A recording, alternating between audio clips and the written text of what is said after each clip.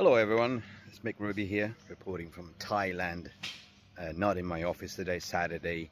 Had a decent sleep after a week of turbulent news regarding Manchester United and the so-called end of the season strategical review. Speaking to a lot of people regarding the transfer links, and I want to share something to you that is kind of a little bit of a worrying for me.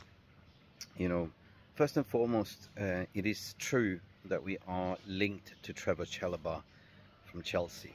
You know, this is something the club are looking serious at, but also another Premier League proven centre back in terms of Mark Gohisi as well from Crystal Palace. So this is a obsession to get, you know, British talent quota in, but also never underestimate that we're also looking at the intercontinental market. So Lenny Euro and Todibo is also high on the list. So Manchester United are currently looking at two centre backs, right? One left-footed and one right-footed. Who that's going to be, I don't know, but I certainly don't want Trevoh Chalobah. You know, it's a Chelsea reject. In terms of what's going on with the manager, I don't think they're going to replace him. I think it's too expensive for them to do.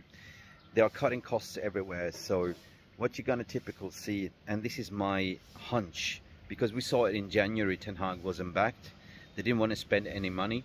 And I think that the plan was to fizz him out all the way. So they didn't back him in the January window. And you probably will see that they will back Ten Hag this season. And with minimum of investments into the squad, they will tell him how to play. He will have minimum say in the transfer market. And it feels like they want to sort of set him up for failure. They're not going to renew his contract by the looks of it. They're going to come to a December discussion to say, like, let's see how we go into December. If you do well, then potentially we will sort of talk about contract negotiations. I just see this happening because the patterns are there, right? I don't see this Ineos being as genuine as what we are led to believe.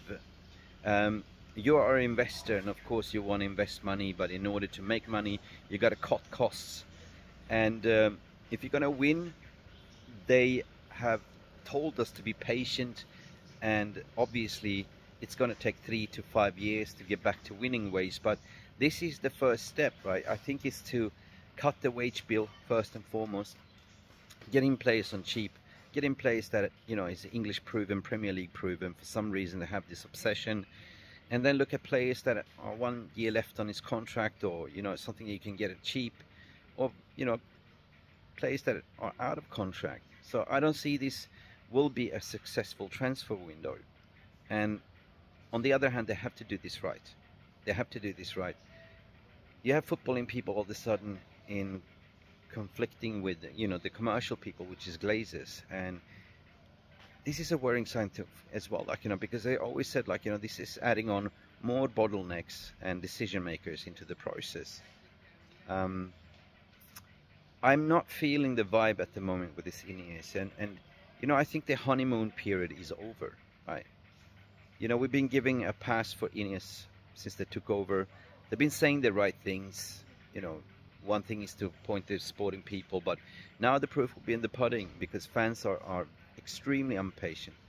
So if they screw us over, there will be repercussions. If they are looking to fizz out Ten Hag and then tell Southgate, for instance, that hold on, there's a job waiting for you, there will be even more repercussions. Because trust me, these links to Southgate and Potter are real. This is confirmed from multiple sources. And the one that is pushing for it is Dan Ashworth and 100% Dale Brailsford. Okay, Dale Brailsford doesn't really understand football, but Dan Ashworth is shocking. Shocking to hear as well.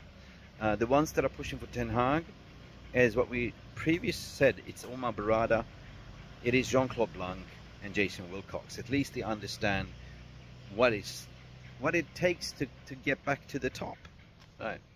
So this is just me talking, like, you know, it's basically what I've been hearing. I wanted to sort of post this membership video just to express myself. Again, maybe it's just me being a little bit worried, but as a fan, I want us to get back to the winning ways as soon as possible. So at the moment, I don't see this happening. I don't see this taking place. the evidence are there, the dots are there. You just have to sort of see if they will be capitalizing at the end of the day. Anyway, guys, I know we're not posting a lot of membership videos, but at least I will sort of share my thoughts in this short 5 minutes video. Enjoy the rest of your weekend, and we shall see you very soon. Bye for now.